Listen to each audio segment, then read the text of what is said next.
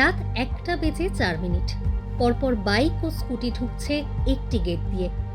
CCTV ক্যামেরার এই ফুটেজে দেখা যাচ্ছে ঘটনাটি 4 ফেব্রুয়ারি। বাইকগুলো ঢুকে যাওয়ার পরে গেট বন্ধ করে দেওয়া হলো। এই গেটটি জিয়াগঞ্জের রানী ধন্যাকুমারী কলেজের গেট। কারা ছিল বাইক মিছিলে সেটা বোঝা যাবে এই ভিডিওতে। এটিও ওই কলেজের ভিতরের একটি অংশে থাকা সিসিটিভির ফুটেজ। সবার প্রথমে যে স্কুটি রয়েছে সেখানে দুজন বসে রয়েছেন। দাবি করা হচ্ছে তাদের মধ্যে একজন অরিজিৎ সিং, অন্যজন আমির খান। স্কুটি থামার পরে প্রথমে নামলেন আমির খান, তারপরেই অরিজিৎ সিং।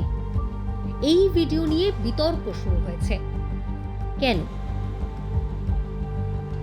ওই কলেজের প্রিন্সিপাল অজয় অধিকারী সোশ্যাল মিডিয়ায় একটি পোস্ট করেছিলেন। সেখানে তার দাবি ওই দুজন অর্থাৎ অরিজিৎ সিং এবং আমির খান অত রাতে কলেজে এসে ব্যাডমিন্টন খেলেছেন এবং শুটিং করেছেন। সেই ঘটনা নিয়ে একটি প্রশ্ন তুলে পোস্ট করেছিলেন তিনি।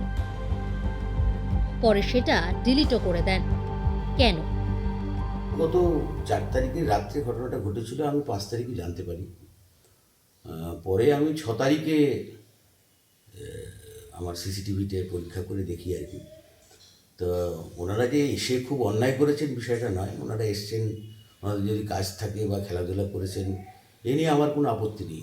দুজনেই ভারত বিখ্যাত, পৃথিবী বিখ্যাত মানুষ।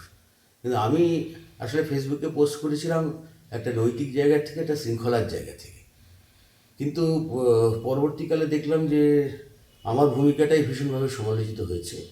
যে কারণে আমি এই পোস্টটি করেছিলাম সেই কারণটা খুব একটা গুরুত্ব পাইনি, যার ফলে আমি একটা বিব্রত বোধ থেকে এবং কলেজ ও জিয়াগঞ্জ শহরের সম্মান রক্ষার্থে আমি পোস্টটিকে তুলে নিই।